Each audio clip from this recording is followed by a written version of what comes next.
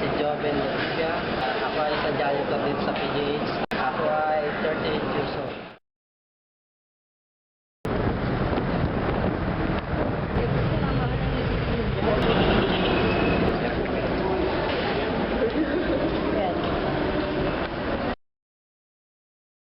Okay, gano'ng katagal ka na dyan nagtrabaho? 5 years pa lang. 5 months pala dito. Kumusta naman yung trabaho? Okay lang, patawid na sa pamilya. May mga benepisyo ba yung pamilya mo dahil sa trabaho?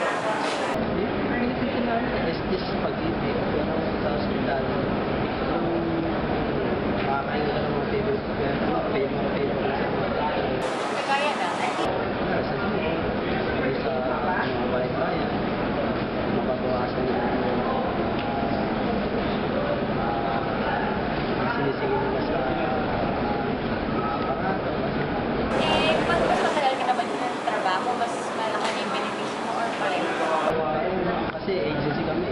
Kaya parang pinupaligid ko naman sa Ano na yung mga naranasan mo dito sa PGH na parang masasabi mo na yun yung parang highlight yung baga na pagtrabaho mo dito?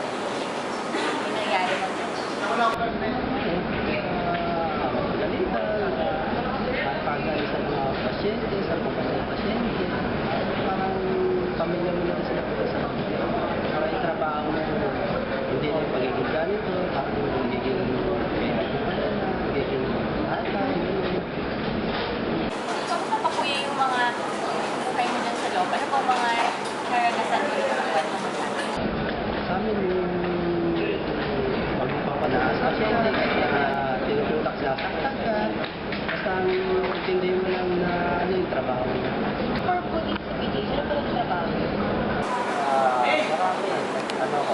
Construction, aircraft cleaner, construction set,